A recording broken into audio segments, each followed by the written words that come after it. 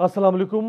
मैं हूं अमीर अब्बास। पंजाब और खैबर पख्तूनख्वा में इलेक्शन के मामले पर गुज़श्ता रोज़ सूरत हाल ने उस वक्त ड्रामाई रुख इख्तियार कर लिया था जब अदालत उज़्मा के 3 रुकनी बेंच ने इलेक्शन की तारीख आगे बढ़ाने के मामले पर सियासी जमातों के इत्तेफाक राय की शर्त रख दी और तमाम सियासी जमातों के कायदीन को भी आज सुप्रीम कोर्ट में तलब किया था। दूसरी जानिब कौमी असम्बली के बाद सैनेट की कायमा कमेटी बराए खजाना ने भी पंजाब और खैबर पख्तूनख्वा में इंतखाबात के लिए इलेक्शन कमीशन को फंड्स देने का बिल मुस्तरद कर दिया है। आज एक बार फिर सुप्रीम कोर्ट में पंजाब में इंतखाबात के लिए फंड्स की फराहमी केस की समाअत हुई। JUIF और ANP के अलावा दीगर PDM रहनुमा और तहरीक इंसाफ की तरफ से फवाद चौधरी और शाह महमूद कुरैशी अदालत में पेश हुए। दौरान समाअत चीफ जस्टिस उमर अता बंदयाल ने रिमार्क्स दिए कि गुजारिश होगी कि पार्टी सरबराहान ईद के बाद नहीं, आज ही बैठे। जुलाई में बड़ी ईद होगी जिसके बाद इलेक्शन हो सकते हैं। चीफ जस्टिस ने वाजे किया कि अदालत अपना 14 मई का फैसला वापस नहीं लेगी। किसी ने यह फैसला चैलेंज नहीं किया। अदालती फैसले को नजरअंदाज नहीं किया जा सकता। फैसला वापस लेना मजाक नहीं, अदालती फैसले हटाने का तरीकाकार है। चीफ जस्टिस का कहना था कि हम अदालत के जरिए अहकामात जारी करें तो पेचीदगियां बनती हैं। सियासी जमातें इफ़हाम तफहीम से मामला तय करें तो बरकत पैदा होती है। एक साथ इंतखाबात के 1 पॉइंट एजेंडे का बताएं। इंतखाबात एक साथ होने पर बारी बारी तमाम सियासी जमातों को सुनते हैं। बादअज़ां वकील फारूक एच नाइक ने कहा कि हुकूमती जमातों का पहले भी यही मौक़िफ़ था कि एक साथ इंतखाबात होने चाहिए। 90 दिनों का वक्त पंजाब और खैबर पख्तूनख्वा में एक्सपायर हो चुका है। मुस्लिम लीग नून के रहनुमा ख्वाजा साद रफीक का कहना था कि हमारी जमात एक रोज़ इंतखाबात और डायलॉग के लिए तैयार है। पीपल्स पार्टी के रहनुमा कमर जमान कायरा का कहना था कि मुल्क में एक साथ भी इलेक्शन हुए और मुकर्ररा तारीख से आगे भी गए। आइन बनाने वाले ही आइन के मुहाफिज हैं। मुस्लिम लीग क्वाफ के रहनुमा तारिक बशीर चीमा का कहना था कि हर सूरत एक दिन इंतखाबात को सपोर्ट करेंगे। MQM के रहनुमा साबिर कायम खानी का कहना था कि एक साथ इंतखाबात और सियासी जमातों के डायलॉग के हामी हैं। बलूचिस्तान अवामी पार्टी के रहनुमा असरार तरीन का कहना था कि एक ही दिन इंतखाबात से सिक्योरिटी समेत सब मसाइल हल हो जाएंगे। इंतखाबात एक दिन होना जरूरी है वरना बलूचिस्तान छोटे सूबे के तौर पर मुतासर होगा। तहरीक इंसाफ के रहनुमा शाह महमूद कुरैशी का कहना था कि तहरीक इंसाफ सिर्फ इंतखाबात चाहती है। मेरी जमात इंतखाबात के लिए तैयार है। सियासी मामलात को आगे बढ़ाने के लिए साथ देंगे। PDM ने कहा था कि पंजाब असम्बली तोड़ें, हम कौमी असम्बली तोड़ देंगे। PDM के कहने पर सूबाई असम्बलियां तहलील की। PDM ने इंतखाबात कराने का वादा किया था, जबकि मुस्लिम लीग नून अब अपने मौक़िफ़ से मुकर गई है। मुनासिब तजावीज़ दी गई तो रास्ता निकालेंगे। अमीर जमात इस्लामी सिराजुल हक का कहना था कि इलेक्शन सिर्फ एक लीडर या जमात के कहने पर नहीं होने चाहिए, पूरी कौम के मुफाद को देखते हुए इंतखाबात का फैसला होना चाहिए। सिराजुल हक ने ईद उल अज़हा के बाद मुनासिब तारीख पर इंतखाबात कराने की तजवीज़ दे दी। अदालत ने समाअत 27 अप्रैल तक मुलतवी कर दी है। इस सारी सूरत हाल पर बात करने के लिए हमारे साथ मौजूद हैं मारूफ माहिर आइन कानून डॉक्टर खालिद रांझा साहब और सियासी तज्ज़िया निगार ब्रिगेडियर रिटायर्ड हारिस नवाज साहब। दोनों मोतबर शख्सियात सारी सूरत हाल जो गुज़श्ता 3 माह से पाकिस्तान में जारी है पंजाब और खैबर पख्तूनख्वा के इंतखाबात के हवाले से उस पर गहरी निगाह रखती हैं। डॉक्टर साहब, आपसे आगाज़ करूँगा। 14 मई का वक्त बहुत करीब है, 27 अप्रैल को समाअत होगी और यकीनी तौर पे वो समाअत कोई हतमी समाअत नहीं हो सकती। मामला 1-2 रोज़ आगे चल सकता है और फिर उसके बाद सिर्फ 2 हफ्ते बाकी होंगे इंतखाबात की उस डेडलाइन में जो अदालत पहले दे चुकी है। तो 2 हफ्ते के अंदर फिर अदालत के हतमी हुक्म के बाद इलेक्शन कमीशन कहेगा कि मैं तो इतने कम वक्त में इंतजाम नहीं कर सकता, हमें मज़ीद वक्त चाहिए। तो 14 मई को तो इंतखाबात किसी सूरत होते हुए नज़र नहीं आ रहे। जहाँ तक हुक्म है सुप्रीम कोर्ट का, उस पर तो अमल होना है और होना चाहिए, होना चाहिए। इसलिए कि हमें ये रवाज पैदा नहीं करने चाहिए कि हम सरकार कहना शुरू करें कि हम अदालत का हुक्म को नहीं मानते। फिर स्टेट क्राफ्ट क्या हुआ, फिर स्टेट की डिग्री क्या हुई। स्टेट की डिग्री मुझे अदालत होती है ना, और जितना एहतराम अदालत का उसका सरकार करे उतना ही कौम की जो जुबिल्ला बढ़ जाती है। तो सही। डॉक्टर साहब, सुप्रीम कोर्ट हतमी अदालत है और हतमी एपलेट कोर्ट भी है, इससे ऊपर कहीं अपील हो नहीं सकती है। लेकिन सुप्रीम कोर्ट के फैसले को काबीना में लेकर जाना, फिर काबीना से कायमा कमेटी में लेकर जाना, फिर कायमा कमेटी से असम्बली में लेकर जाना, फिर सेनेट में लेकर जाना, और सेनेट की जो कायमा कमेटी है वहाँ से भी मुस्तरद करवा देना। तो इससे तो हम ये साबित करना चाहते हैं इस मुल्क में कि सुप्रीम कोर्ट के बाद ये सारे एपलेट फोरम्स हैं, यानी आइंदा से सुप्रीम कोर्ट का फैसला हर जगह पे यहाँ अपील के लिए ले जाया जा सकता है। तो मैं समझता हूँ कि ये जो है ना अप्रोचेस टू डिफरेंट इंस्टीट्यूशंस, ये सिर्फ एक चालाकी की अलामत है। ये यकीन ना कानूनी है ना आईनी है। कानूनी मसला है तो फिर सुप्रीम कोर्ट में वापस रिव्यू में आए, और सुप्रीम कोर्ट अपने फैसलों का पाबंद नहीं होता, और सुप्रीम कोर्ट को सिर्फ इख्तियार है अपने फैसले को तरमीम करने का, रिव्यू करने का। तो मैं समझता हूँ कि अगर किसी फरीक को प्रॉब्लम है तो वो सुप्रीम कोर्ट पर वापस आए, और कहती है कि गलत फैसला तो फिर सुप्रीम कोर्ट रिव्यू करेगा उसकी। तो लेकिन ऐसी अप्रोच अडॉप्ट नहीं की गई। ये ना सजे खब्बे जाना, इससे मसला हल नहीं होता। ब्रिगेडियर साहब, तमाम सियासी जमातें किसी हद तक लचक दिखाने को तैयार थीं, लेकिन मौलाना फजल रहमान साहब ने आज एक ऐसी प्रेस कॉन्फ्रेंस की जिसमें उन्होंने जलती पर तेल डालने का काम किया। यानी वो हिकमत, बुर्दबारी या दानाई का मुजाहरा करते इस क्रिटिकल मोमेंट पे उन्होंने सुप्रीम कोर्ट के साथ मुतसादिम होने का फ़ैसला किया है, और ये अल्फाज उनकी प्रेस कॉन्फ्रेंस में कमोबेश मौजूद हैं। क्या ये 5-6 दिन जो आगे हैं 27 तक, उसमें आपको लग रहा है कि ये सब बैठ के किसी हतमी तारीख पर इत्तफाक़ी राय कर लेंगे? अमीर, देखें, मौलाना फजल रहमान जो ना, ही है इज़ अ बिग स्पॉइलर। और अगर आपने देखा हो, ये हमेशा से ऐसे ही करते हैं, क्योंकि ये is a power hungry man.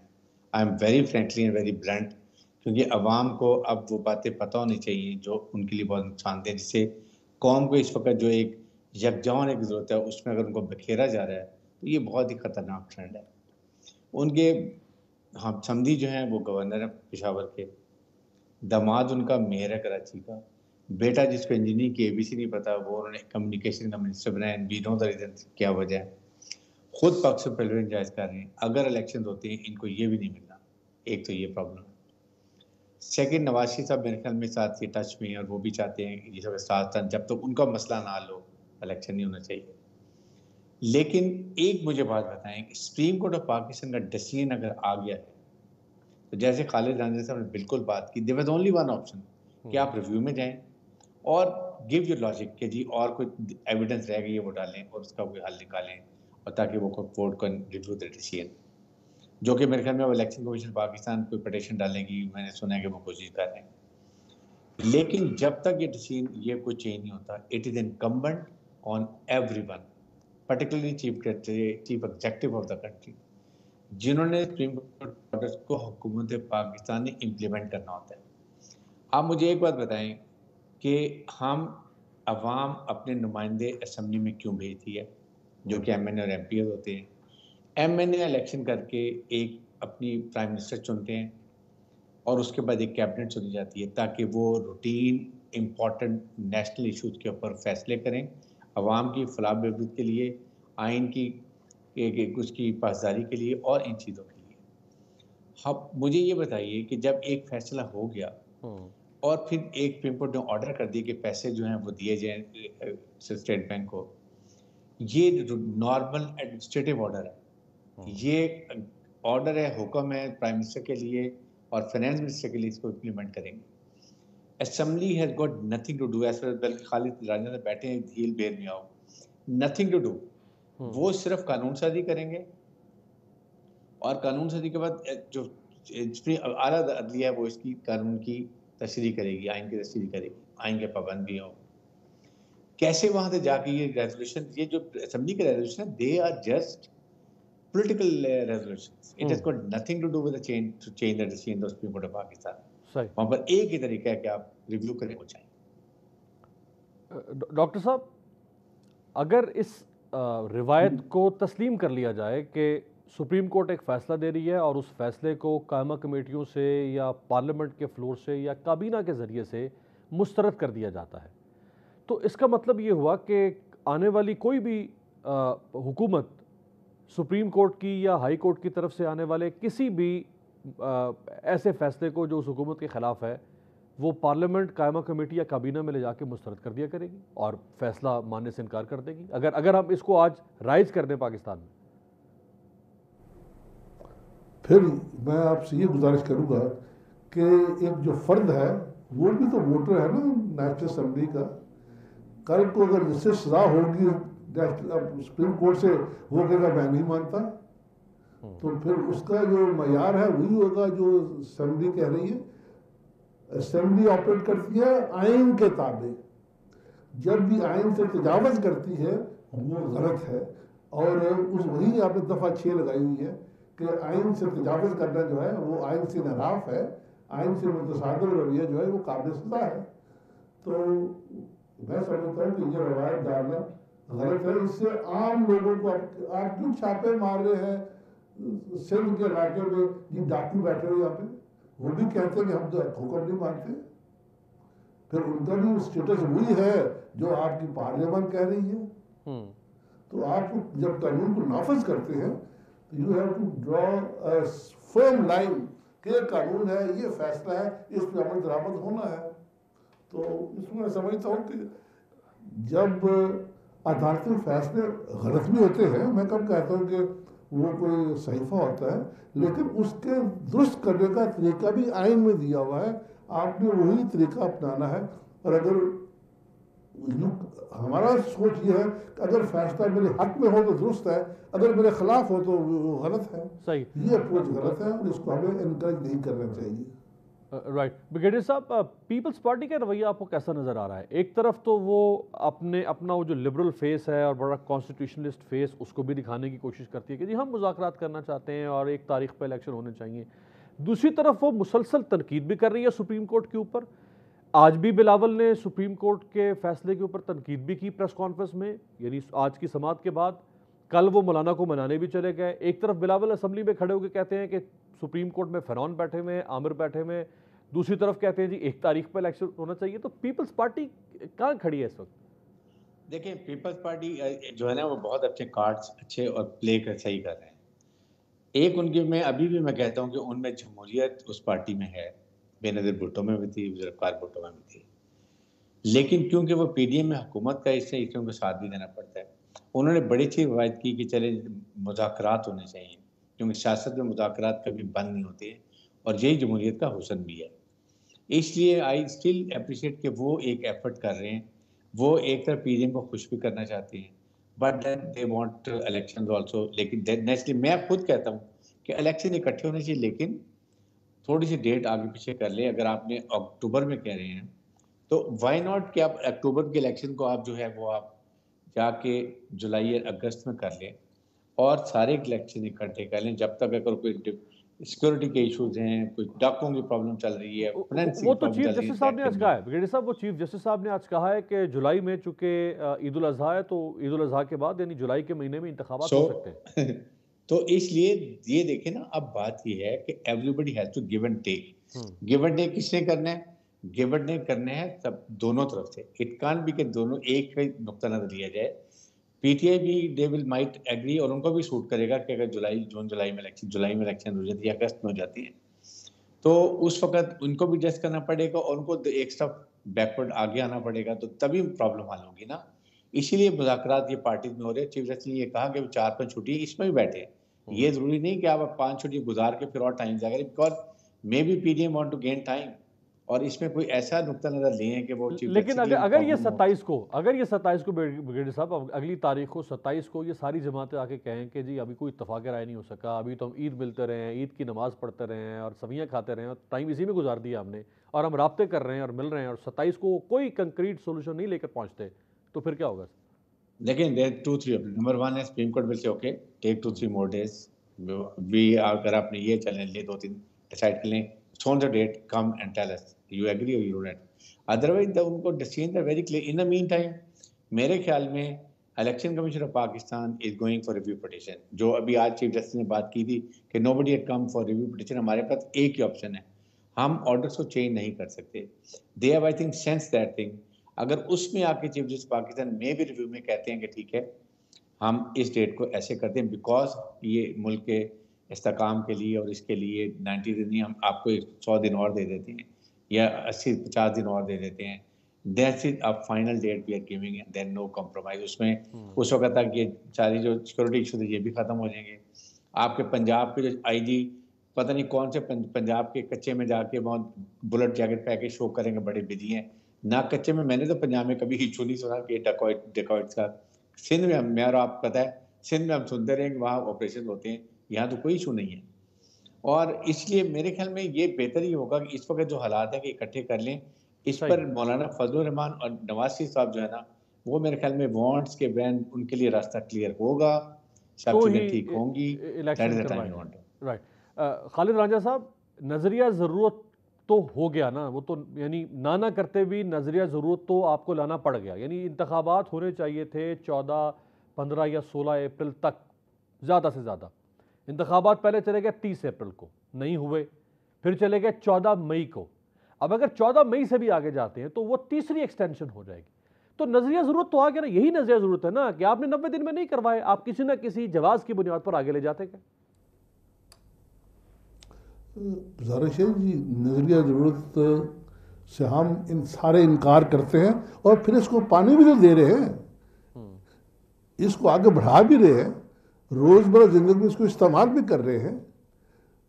तो मैं समझता हूँ ये नजरिया ज़रूरत जो है, ये हमें ये जो नारा है या ये क्लीशे है, इसकी जान छोड़ देनी चाहिए एंड लेट्स मूव फॉरवर्ड और कहें हम आइन के मुताबिक आगे चलेंगे। अगर आइन के मुताबिक चले या कानून के मुताबिक चले तो नजरिया आता ही नहीं बीच में।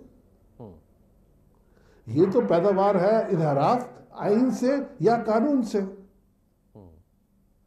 तो नजरिया जरूरत को हमने क्लीशे बना दिया है। खुदारा इसको इस तरह ना पीटे कि ये ढोल फट जाए। और हालात सुप्रीम कोर्ट का एक बड़ा ही मुअज़्ज़म अदारा है, बड़ा ही मोतबर अदारा है और पार्लियामान भी मुअज़्ज़ज़ अदारा है। खुदारा इन दोनों की अज़मत को बहाल रहने दे और एक को दूसरे की कॉस्ट पे तबाह न करे। और ये ज़ाती ज़िद जो है ये अदालत से बनती नहीं है। अदालत के साथ ज़िद लगाना जो है ये कोड़ापन है, ये नहीं करना चाहिए। और असल बात यह है कि कुछ अफराद ज़ाती मफाद को आगे बढ़ाते हुए मुल्क के मफाद को ख़राब कर रहे हैं। ये बहुत अहम बात आपने की डॉक्टर खालिद रांझा साहब के ज़ाती अना, ज़ाती मफाद और ज़ाती ज़िद की बुनियाद पर सुप्रीम कोर्ट जैसे मुकद्दम इदारे के साथ टकराव की तरफ लेके जाना ये किसी सूरत में स्टेट्समैनशिप का मुजाहरा नहीं करता। बहुत शुक्रिया खालिद रांझा साहब और ब्रिगेडियर हारिस नवाज साहब हमारे साथ मौजूद थे। ब्रेक से वापसी पे बात करेंगे सियासी जमातों के दरमियान इत्तफाक़ राय कैसे मुमकिन है।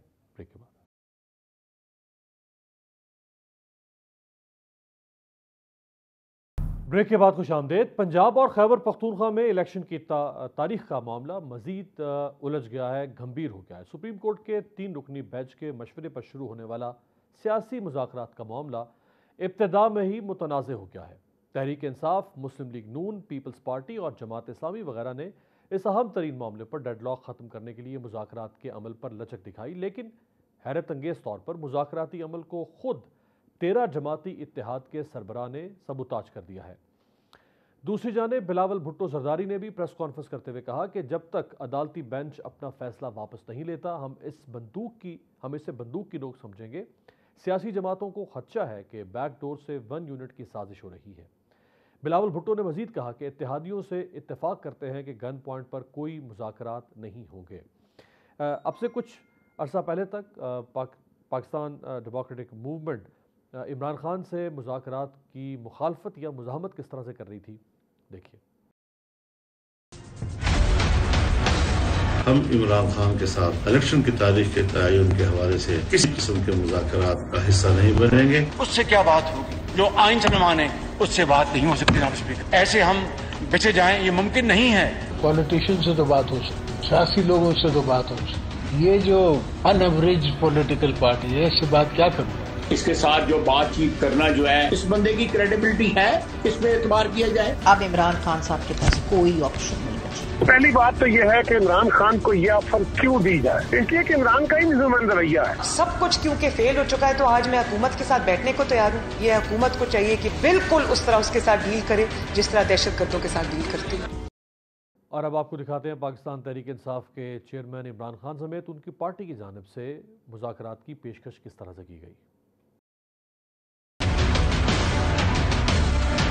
या तो हमारे साथ बैठे और बात करें, जनरल इलेक्शन की हमें डेट दें, नहीं तो फिर हम अपनी असेंबली डिसॉल्व करेंगे। हुकूमत जल्द इंतखाबात का ऐलान करे, उसके बाद हमारे साथ बैठे। हमें मौजूदा हुकूमत मुज़ाकरात में संजीदा दिखाई नहीं देती। वो चाहते हैं गुफ्तन नशिस्तन बर्खास्तन। अगर नए इलेक्शन की बातचीत करना चाहती है हुकूमत, ये फैसला हो जाए कि जल्द इलेक्शन कराने को तैयार है, उसमें एग्जैक्ट तारीख क्या है, उस एग्जैक्ट तारीख के ऊपर बात हो सकती है। ये सिर्फ एक चीज ये चाहते हैं कि किसी न किसी तरह इलेक्शन को डिले करें। ये खौफ ज़दा है इलेक्शन से। और उसके बाद पीडीएम के रहनुमाओं की तरफ से कुछ लचक और नरमी का मुजाहरा किया गया। एक क्या 100 कदम आगे बढ़ा सकते हैं, लेकिन ताली दोनों हाथों से बचती है। हम तमाम अपने इख्तिलाफात भुला सकते हैं। गैर रस्मी रवाबित हमारे आपस में हुए, मुज़ाकरात का अमल सियासत का हिस्सा है। वापस असेंबली में आए और अगले इलेक्शन के लिए इंतखाबी इस्लाहात के पैकेज के ऊपर काम करें। सियासतदान जो है वो कभी भी मुज़ाकरात से बैठने से इनकारी नहीं होते। और जब आज सुप्रीम कोर्ट के कहने पर सियासी जमातें किसी मुज़ाकरात के मेज़ पर बैठने के लिए आमादगी जाहिर कर रही थीं, तो मौलाना फजल रहमान ने ऐन उस वक्त क्या कहा। अदालत जो है वो 14 मई में फंसी हुई है। अदालत ने खुद जबर का फैसला किया है, वापस ले। जबर के फैसले को हम तस्लीम नहीं करते। मैं कहता हूँ जी, सुप्रीम कोर्ट अपने रवैये में लचक पैदा करे। अगर वो इमरान खान के लिए लचक पैदा कर सकते हैं तो हमारे लिए लचक क्यों नहीं पैदा कर सकते। ये जो एक फरीक का किरदार अदा कर रहे हैं, तो फिर इस्तीफे देकर सियासत में आ जाए, फिर पता चल जाएगा कि आप कितने पानी में हैं। जज साहिबान से खुलकर कहना चाहता हूँ, मैं आपके इंसाफ को तस्लीम करता हूँ, लेकिन मैं आपके हथौड़े को तस्लीम नहीं करता। आप इंतहाई मुअज़्ज़ज़ कुर्सी पर बैठकर हमारी तौहीन कर रहे हैं। एक जमाना था जब बंदूक के साए में हमें कहा जाता था बातचीत करो। आज हमें हथौड़े के सामने कहा जा रहा है कि आप मुज़ाकरात करें और बातचीत करें। ये तो पूरी सियासत की तौहीन है, ये तो पार्लियामेंट की तौहीन है, जिसको हम मुल्क की सियासत के दायरे से निकालना चाहते हैं। आज सुप्रीम कोर्ट उसको सियासत का महवर बनाने की कोशिश कर रही है। ये नहीं चलेगा। इंशाअल्लाह मुज़ाकरात का नौबत नहीं आएगी। इस सारी सूरत हाल पर बात करने के लिए हमारे साथ मौजूद हैं सीनियर सहाफ़ी साबिर शाह साहब। बहुत शुक्रिया साबिर शाह साहब। सफ़र आप देख रहे हैं, कहाँ से शुरू हुआ, कहाँ के ख़त्म हुआ। ख़त्म होने वाला था सफ़र, लेकिन एक नया सफ़र शुरू कर दिया है मौलाना फजल रहमान साहब ने। क्या ये पीडीएम की कोई अंदरूनी साजिश तो नहीं है कि एक तरफ मुज़ाकरात की तरफ हाथ बढ़ाओ, सुप्रीम कोर्ट को कहो कि हाँ बैठना चाहते हैं, साथ ही बिलावल भुट्टो आज प्रेस कॉन्फ्रेंस करके सुप्रीम कोर्ट के ऊपर तनकीद कर देते हैं, मौलाना अपने अंदाज में तनकीद कर देते हैं। ये पीडीएम का कोई नया हथियार लग रहा है? नहीं अमीर अब्बास साहब, इनके इख्तलाफात जेन्युइन हैं। मौलाना फजल रहमान भी इमरान के साथ बैठने को तैयार नहीं है और बहुत ज़्यादा क्लियर है कि इलेक्शन हुए तो इमरान जीत जाएंगे, शायद 80% सीटें जीत जाए जितनी पॉपुलैरिटी है उनकी। गवर्नमेंट फंसी हुई है कि कोई बात की तो कंटेम्प्ट ऑफ कोर्ट लग जाएगी। अब जरदारी साहब पता नहीं क्या दाव लगा रहे हैं, शायद अपने बेटे के लिए कोई चांस ले रहे हों कि अगर शहबाज शरीफ कंटेम्प्ट में फंस जाते हैं, डिस्क्वालीफाई होते हैं, तो बिलावल भुट्टो का चांस लिया जा सकता है। उधर पीटीआई जो है इट इज़ क्लियर हेडेड, वो ये कह रहे हैं कि इलेक्शन होने चाहिए।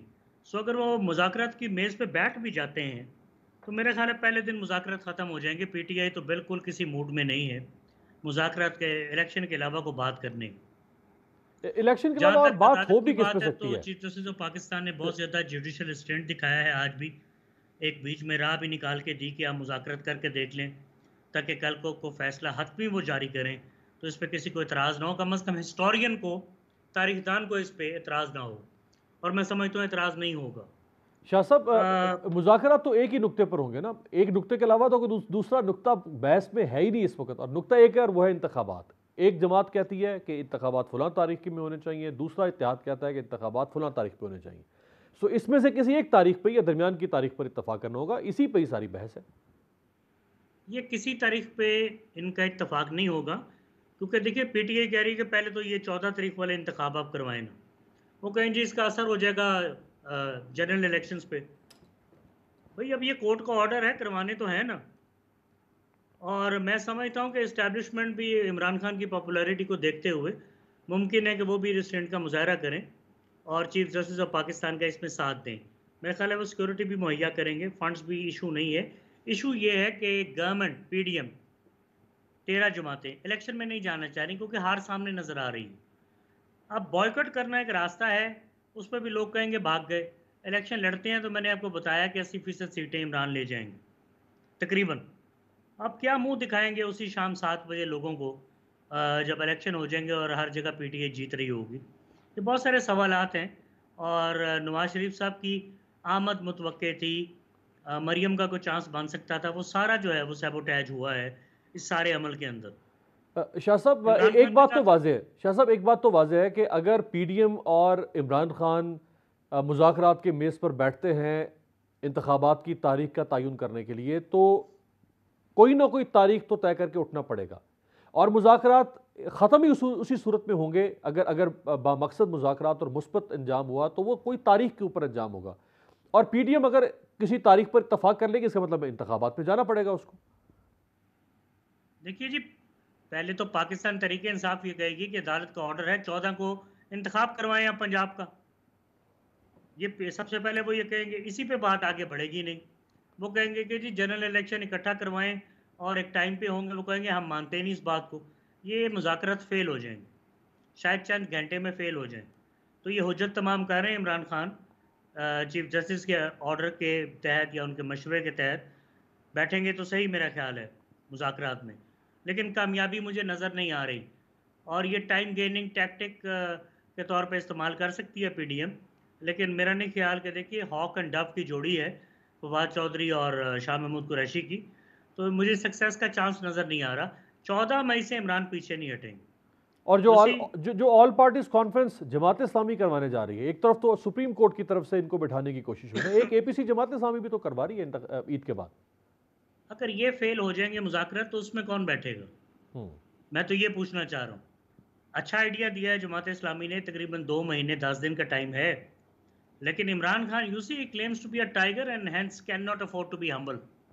ही is on a winning streak, he can see a glimmer of hope कि वो इलेक्शन जीतेंगे तो डिस्क्वालिफिकेशन से भी बच सकते हैं, जेल से भी बच सकते हैं, और फिर वो एक मजबूत पोजीशन में होंगे, गिरफ्तारी का डर नहीं होगा कम से कम पंजाब की सॉइल से, और पुलिस जो है हाई हैंडेडनेस नहीं दिखा सकेगी, और वो जो समझ रहे हैं कि पंजाब हुकूमत जो कि गैर जानिबदार नहीं है उसका भी खात्मा होगा। तो मेरा नहीं ख्याल मुज़ाकरात कामयाब होंगे। इमरान स्टिक करेंगे 14 मई वाले अपने उस बात पर, उसके बाद बात करेंगे जनरल इलेक्शंस पे। सो ये मुझे फेल होते नजर आ रहे हैं अमीर अब्बास साहब। शाह साहब, सिराजुल हक साहब ने आज बड़ी दिलचस्प बात की सुप्रीम कोर्ट में कि अगर इंतखाबात 105 दिन ताखीर का शिकार हो चुके हैं तो 205 दिन भी हो जाए तो क्या फर्क पड़ेगा? ये किस किस्म का बयानिया या दलील हो सकती है?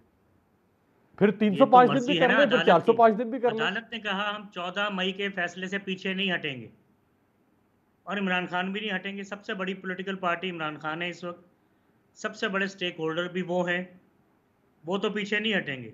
तो ये मेरे ख्याल है किताबी बातें कर रहे हैं सिराजुल हक।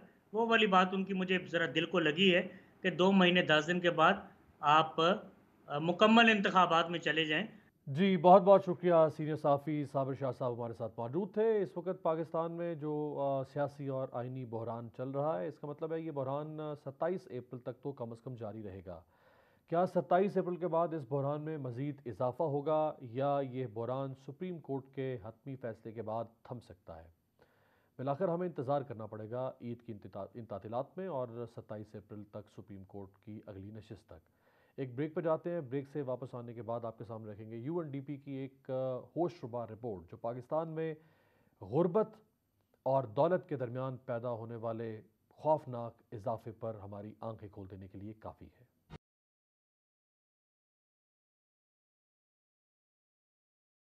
ब्रेक के बाद खुशामदेद। हाल ही में शहबाज शरीफ हुकूमत के वज़ीर दिफा ख्वाजा मोहम्मद आसिफ ने इंकशाफ किया था कि मुल्क भर में तकरीबन 200 गोल्फ क्लब्स सरकारी ज़मीनों पर सिर्फ अशराफिया के लिए बनाए गए।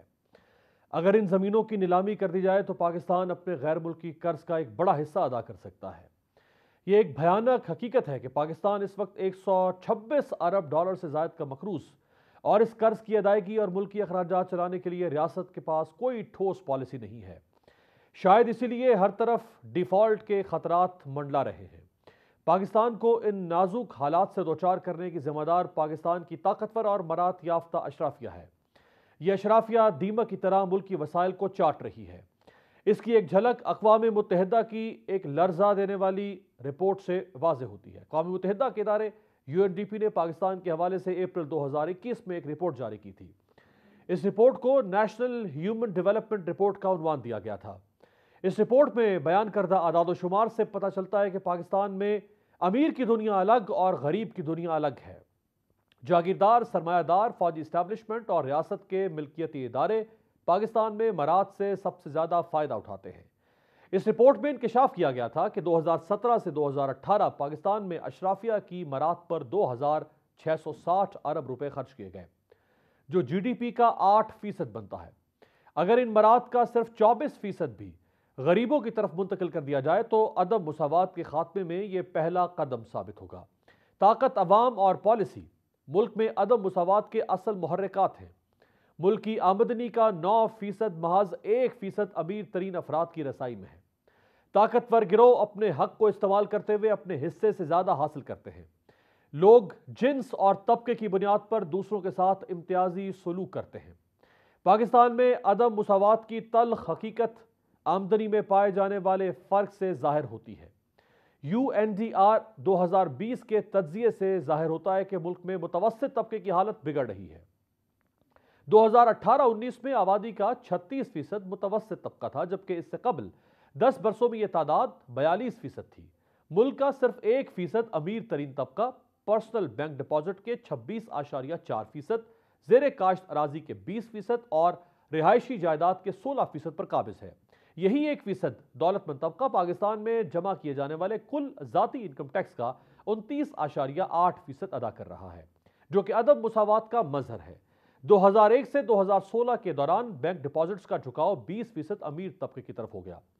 उसी अरसे में मुल्क में ज़ेरे काश्त रकबे में कोई बड़ा इजाफा नहीं हुआ। पाकिस्तान में आमदनी और दौलत दोनों में अदम मुसावात बुलंद तरीन सतह पर है। इंसानी तरक्की में जनूबी एशिया के मुमालिक में पाकिस्तान आखिर से पहले रैंक पर सामने आता है, जबकि नेपाल, भूटान और बांग्लादेश पाकिस्तान से बेहतर पोजीशन पर है। पाकिस्तान के 20% अमीर तरीन तबके में ह्यूमन डेवलपमेंट की शरह 0.69 है और ये बुलंद कैटेगरी में आते हैं। इसके बरक्स मुल्क के 20% गरीब तबके में इंसानी तरक्की की शरह 0.4 है, जो कि पस्त मानी जाती है। सन 2006 के बाद से सूबा खैबर पख्तूनख्वा में इंसानी तरक्की की शरह में इजाफा देखने में आया है। उसके बरक्स पाकिस्तान का सबसे बड़ा सूबा बलूचिस्तान ह्यूमन डेवलपमेंट इशारियों में सबसे नीचे है। पाकिस्तान के चाइल्ड डेवलपमेंट इंडेक्स में पंजाब सबसे आगे है, जबकि सिंध और बलूचिस्तान में बच्चों को ग़िज़ाइयत के एतबार से बेपनाह मुश्किलात का सामना है। पाकिस्तान में 27 मिलियन नौजवान बेरोजगार हैं, जिसकी वजह से जराइम में इजाफे का खतरा मौजूद है। सन 2018 तक मुल्क भर के 83% सनती कारकुनों को लेबर कवानीन का तहफ़्फ़ुज़ हासिल नहीं था। UNDP की रिपोर्ट में मजीद बताया गया है कि जागीरदार अशराफिया पाकिस्तान की कुल आबादी का 1.1% है, लेकिन ज़रई अराजी का 22% उसकी मिल्कियत है। कौमी और सूबाई असम्बलियों में इनकी नुमाइंदगी गैर मुतनासिब है, इसीलिए ये अपने टैक्स और खुसूसी मरात की खूब रखवाली करते हैं। बहैसियत मजमूई पाकिस्तान की जागीरदार अशराफिया ने 2017-18 में कुल 370 अरब रुपए की मरात का फ़ायदा उठाया। पाकिस्तान के सरमायादार तबके के कई अफराद वफाकी और सूबाई काबीना का हिस्सा बनते हैं, पार्लियामान का हिस्सा बनते हैं। बहैसियत मजमूई पाकिस्तान के सरमायादार अशराफिया ने 2017-18 में 724 अरब रुपए की मरात से फ़ायदा उठाया। पाकिस्तान के अमीर तरीन तबके ने बहैसियत मजमूई 2017 से 18 में 368 अरब रुपए की माली मरात हासिल की। रियासत के मिल्कियती कारोबारी इदारे पाकिस्तान में बेपनाह मरात से मुस्तफीद हो रहे हैं। सियासी असर व रसूख की वजह से इन्हें हुकूमती वज़रा और ब्यूरोक्रेसी की हिमायत भी हासिल है। ये कारोबारी इदारे वफाकी बजट से 120 अरब रुपए की सब्सिडीज वसूल करते हैं। ये अपने अखराजात पूरे करने के लिए जो मुख्तलिफ ग्रांट्स हैं वो भी वसूल करते हैं। पाकिस्तान के मिल्कियती कारोबारी इदारों ने बहैसियत मजमूई 2017-18 में 345 अरब रुपए की मरात हासिल की। पाकिस्तान के कुल अखराजात में से वाटर, सैनिटेशन, माहौल के शोबों को सिर्फ 4% मिलता है। पाकिस्तान भर में 23 मिलियन बच्चे स्कूल नहीं जा पाते, जबकि 22 मिलियन बच्चे पस्त मयार के सरकारी स्कूलों में तालीम हासिल करते हैं। नाकिस मयार तालीम का एक सबब असातिज़ा की अदम तरबियत है। इसी तरह वोकेशनल ट्रेनिंग पर सरमायाकारी की कमी है। मुल्क भर में 28% गरीब घराने एक कमरे के मकान में जिंदगी गुजारने पर मजबूर हैं। पाकिस्तान में 45% अफराद मोबाइल फोन के हामिल हैं, जबकि इंटरनेट इस्तेमाल करने वालों का तनासुब 17% है। पाकिस्तान में निज़ाम इंसाफ का झुकाव अमीर और ताकतवर तबके की तरफ नजर आता है। रस्मी निज़ाम इंसाफ गरीब और महरूम तबकात की पहुंच से बाहर है। लगभग 3000 जजेस मुल्क भर की अदालतों में ज़ेर इल्तवा 17 लाख से ज़ायद मुकदमात निपटाने के जिम्मेदार हैं। UNDP की नेशनल ह्यूमन डेवलपमेंट रिपोर्ट में निशानदेही की गई है कि क्वेटा में बलूचिस्तान की सूबाई असम्बली के एक इजलास के दौरान एक खातून रुकन से कहा गया कि वो अपने बच्चे को इजलास में ना लाया करें। बादशाह तमाम खवातीन अराकीन डे केयर सहूलत की फरहमी के मुतालबे पर एक हो गई। इस रिपोर्ट में यह भी इंकशाफ किया गया है कि पाकिस्तान में 10 से 15 साल की उम्र के 9.9% बच्चे काम करने पर मजबूर हैं, जबकि तकरीबन 30 लाख अफराद जबरी मुशक्कत की शक्ल में जदीद गुलामी की जिंदगी बसर करने पर मजबूर हैं। जून 2020 में कोरोना वायरस की वबा के नतीजे में अंदाजन 50 लाख पाकिस्तानी बेरोजगार हुए। National human development report 2020 Pakistan से जाहिर होता है कि आज के पाकिस्तान की सियासी, समाजी और इक्तसादी परतों की तश्कील अशराफिया के हाथों हुई है। अशराफिया को हासिल गैर मुनसिफाना मरात में कमी, मुसावात और बराबरी पैदा करने की बुनियादी शर्त है। अशराफिया की मरात को कम करने के बाद हासिल शुदा रकम को गरीब तरीन और इंतहाई कमजोर अफराद पर खर्च किया जाए। अगरचे पाकिस्तान का आइन बराबरी और मुसावात का अलम बुलंद करता है, लेकिन इसके बावजूद आज भी मुल्क दो तरह के आइन की हकीकत से निबरदास्मा है, जिसमें मुल्क एक तरफ अमीर है जहां दूसरी तरफ जिन्हें कई मौके मैसर हैं, जबकि दूसरी तरफ गरीब हैं जो रूखी सूखी खाकर गुजारा करने पर मजबूर है।